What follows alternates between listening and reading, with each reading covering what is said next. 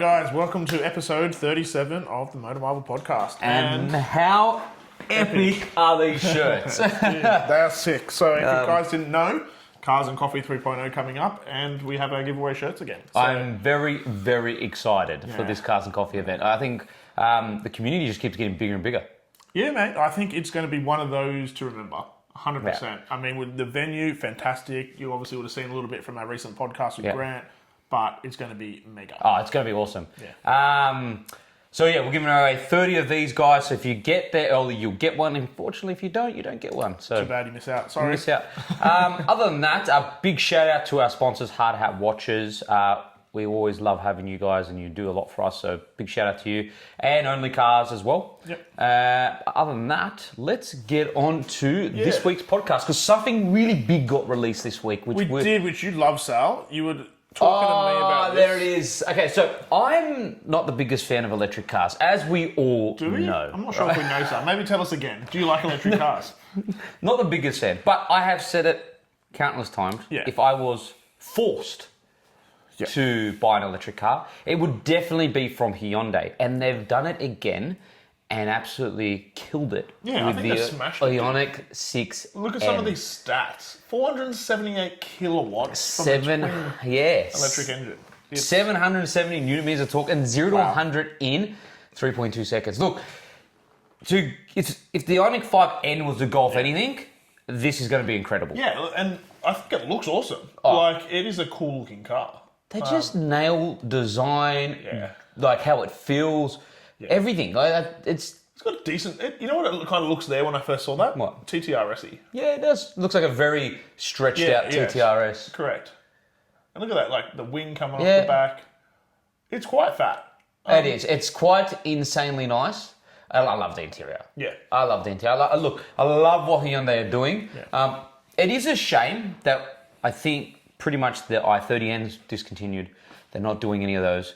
So they're moving more into this. Now look, like I said, not the biggest fan of electric cars, but I love when manufacturers do this, right? It's because they're going, how can we make it exciting? Yeah, and I think that's the one thing that we've always just liked about Hyundai, is they have tried to push a bit of those boundaries without being over the top. 100%. But still providing cars that are unique and interesting. Yep. And I think we come back to it. I think it's that, what's his name, from the BMW designer that's come across. Since he's been on board, you just see the design language from Hyundai changed. And they're putting out some fantastic design cars. I just really, really like this Ioniq 6, and I cannot wait till we get one for review, which we should be able to. And show you guys how epic it really is. Because, like I said, if the 5 was anything to go off, this is going to be awesome. Look, it's just a lot of people gave the 5 a lot of hate because they were saying, it's gimmicky with the noise and the shifting gears. But to be fair, I said to a lot of people, it was. Look, yes, it is so gimmicky, but it's cool. I honestly felt when I was driving that car, it felt like I was in a Sega video game. It was hilarious, but it was so engaging, so fun. All the gauges that's a and all the lot things. to come from me, saying an electric car was fun, but it was. It had some sort of personality. Yeah, which I think, as we've said, has been really hard for electric cars to do. 100%. And so if it can give you some personality, it's ticking a big box, right? Let's just look at a couple of cars, electric cars, right? So I've had a few at the moment, and I'm not saying they're bad cars at all, right? Currently, I've got the Kia EV3, which is a good little SUV. I think it's great, right? I don't mind it for what it's trying to tick. It looks like a Matchbox car, so it's pretty funky looking, right? I don't mind it, to be fair. The looks, I'm like, I get it. It's all right. It looks cool. Now, that's supposed to compete against like the MG S5, which I had, and all the other smaller SUV electric cars. And the problem is, and this is what I'm finding, is that there is not much difference between them. Yeah. You're jumping between them and you're just like, a little bit of different design language, but otherwise, driving-wise, it's same. Let's look at it this way. When you jump into an internal combustion car, there are a lot of factors at play. Front-wheel drive, 4-cylinder, V6, straight 6, turboed, hybrid, that. gearboxes, automatic, dual clutches, CVTs. Like, there are Typically, the so electric drive's similar. many different variations of these cars that make a different car, like cars feel different. Yep. And you can go, oh, this one was crap because the gearbox was crap, but this one was better because the gearbox was better. Well, this one was better because it had a turbo. I preferred that engine. I preferred that note. The power output, blah, blah, blah, etc., etc. But with electric cars, it's like the same power output, the same delivery. And to be fair, they're all heavy. The steerings are all the same. Yeah. They are comfortable. I will give them that. Yeah. They're comfortable. So at the end of the day, when you're buying them, it's honestly purely on looks Yeah. and interior A bit design. of interior styling. Yeah. What do you like the look of, or what box are you trying to tick for your family with? What's it outfitted with? Which brings me on to why I love Hyundai so much, because they've gone, you know what? How do we give a car personality so people choose ours over everyone else? Yeah. And that's what they're doing. Yeah. And they're killing it. They are. But talking about maybe something they're not killing. Oh, this was a bit disappointing, Nick. Show everyone this. On to the next topic here, Sal. This was one that we both read and we're like, no, please. Look, this is a bit sad. So, look, and it's not their the fault. It's the statistics. Yeah, it's... The manual cars are just not being purchased as much. And there's some statistics they've got here if you guys have a look through, when you got your time. The stats are just... I'll put the stats up here so you can see it. Some of them are just, they have been making some manual cars. Yeah. And they're just not getting picked up in the amount they would like. It's a model with the manual, it's like 20 or 30%. And to be fair, they've been pushing, selling, and then they've stopped now. And to be fair, that's pretty good for them, because a lot of manufacturers stopped a long time ago. Like Mercedes stopped ages ago. Audi stopped the beginning of 2000 or mid-2000 they stopped. About like 2005-ish, and they stopped it. Yeah, but, and so props to them. They've still been making some cool, engaging cars with manual. But for when you look at the numbers and obviously sales outputs, manual's not ticking the real box for them, and they've decided to think, we're probably going to end the line of those. Which is sad, but because we loved that i30N around the track. Oh, that was so good. Correct. It adds that extra bit of specialty when you've got a brand new car with all the tech and all the stuff. But a manual gearbox. But it's still got the manual. It gives you that real sort of really driver good or experience. So, look, this one's a little bit of a sad one. I guess an understandable one. But knowing Hyundai, I don't think it's the end of the manual. Well, look, I think they'll do something crazy with it. Without going on to more tangents, but you see the retro Hyundai that we looked at, I think it was on a few podcasts back, it's gone into development. Correct. What's it called again? The Vision something, was it? Or I can't remember either, but... The one that looks like the DeLorean. Yes, correct. Yes. Guys, we're so sorry if we forgot the name of it. But I will put photos up here. Yes. But we forgot the name of it, but that is going into production. And again, that thing is... I wonder what the production version will look like, because obviously, it's probably not going to be as wild. I think it's exactly the same. I think they're doing that's wild. That is wild. That's why they're killing it. They're absolutely killing it, and I hope that all the other manufacturers are taking note from Hyundai and going, you know what? We should start being a bit more personable. Yeah. Because hopefully Hyundai's got a personality now. Yeah. They've got an identity, and they've got a mad identity where a lot of manufacturers lost it or don't even have it. Jag. Hey, look, I got big hopes for Jag. I hope Jaguar comes back. We hope so after another refresh. Yes. But there is a manufacturer that is actually killing it under the radar, which we're going to put up next, right? Seriously, their cars they're bringing out are really, really plush, exotic, nice, and really classy and elegant. You don't think so? No, they're great. They're great. I think they're really doing it really well. So we'll skip them first, and then we'll go straight there, because I want to show everyone this. Yeah. So guys, the brand new Mazda CX-5, and to be honest, I think Mazda is really killing it. I had the CX-80, always done pretty well. The CX-90. So they were a beautiful car. Yep.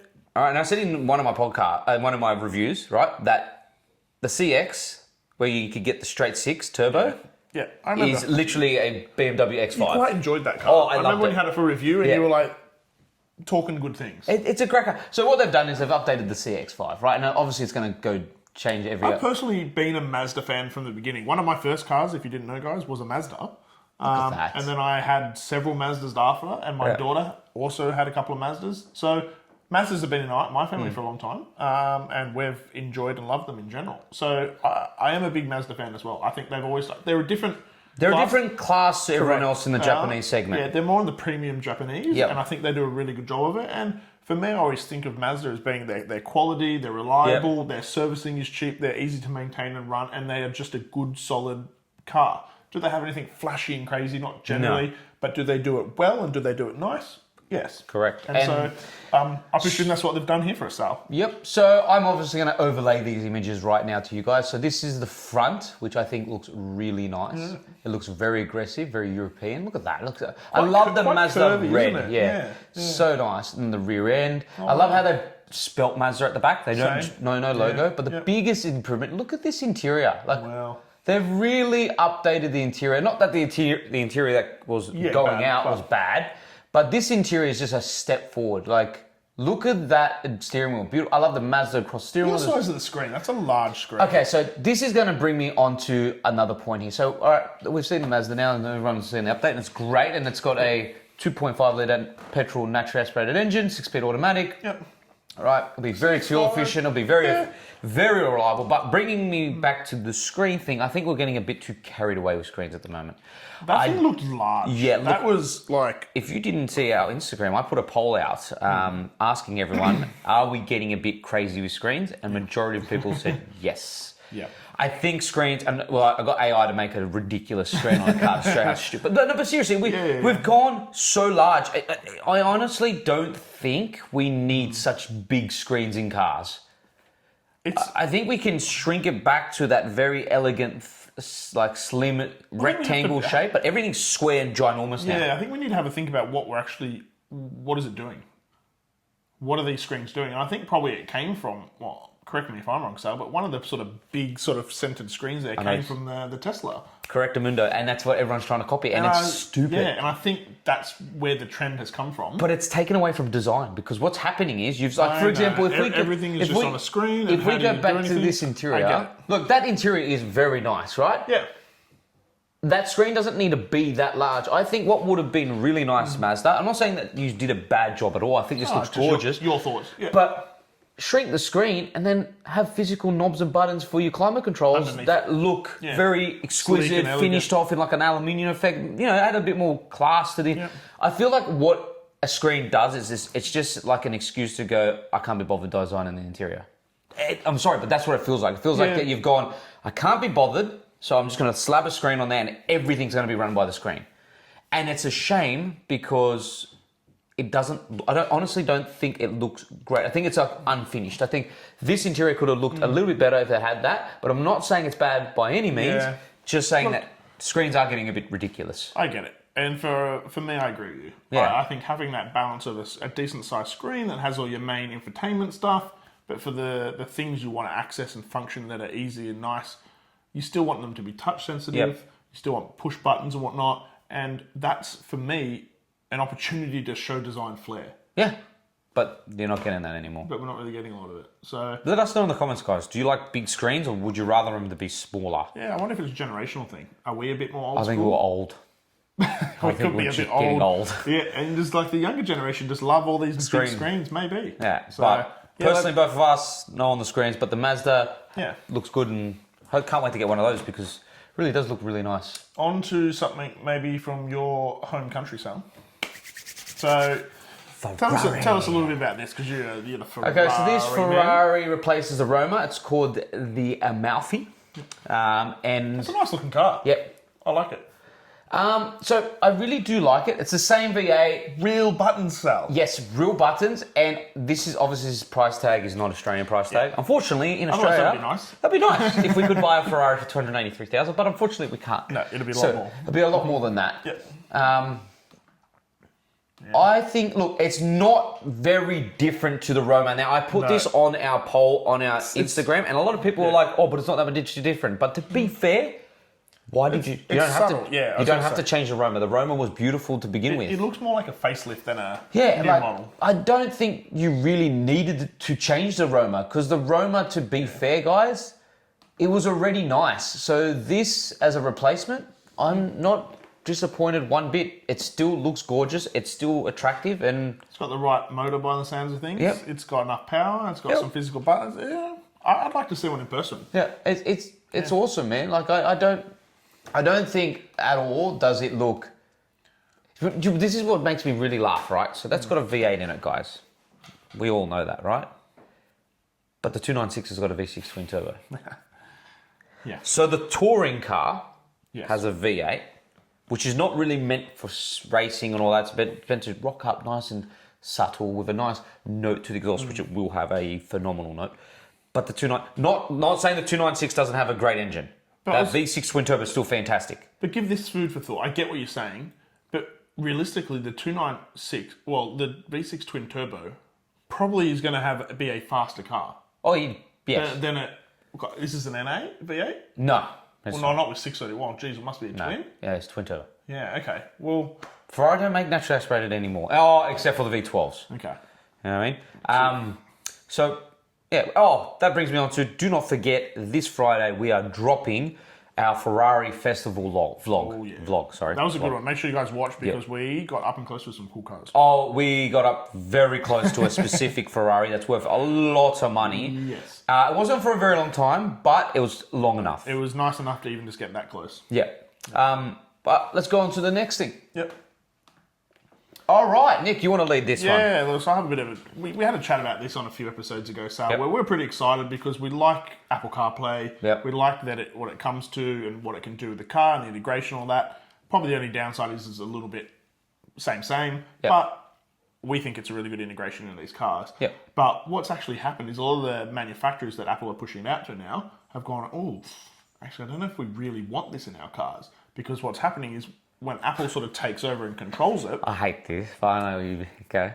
The manufacturers now can't charge subscription-based services and all the rest of it to their apps. Yep. To control the cars, to do the infotainment and all the rest of it. Yep. So they're losing out on revenue, so they go, we don't want to do that. Which is, look, as a business owner, and you're a business owner as well, and we're business owners, we understand that. Well, apparently the stats are quite high when I was reading into this, that a lot of manufacturers... How much money do they make off it? Apparently it's quite a decent money maker. Well, what subscription are people paying for? Do you pay for anything with your Hyundai? Nope. I don't know. I don't understand. I think it's some of the map update things maybe, and it's some of the GPS stuff on your phone to allow you to do more. I think this goes back to us being old.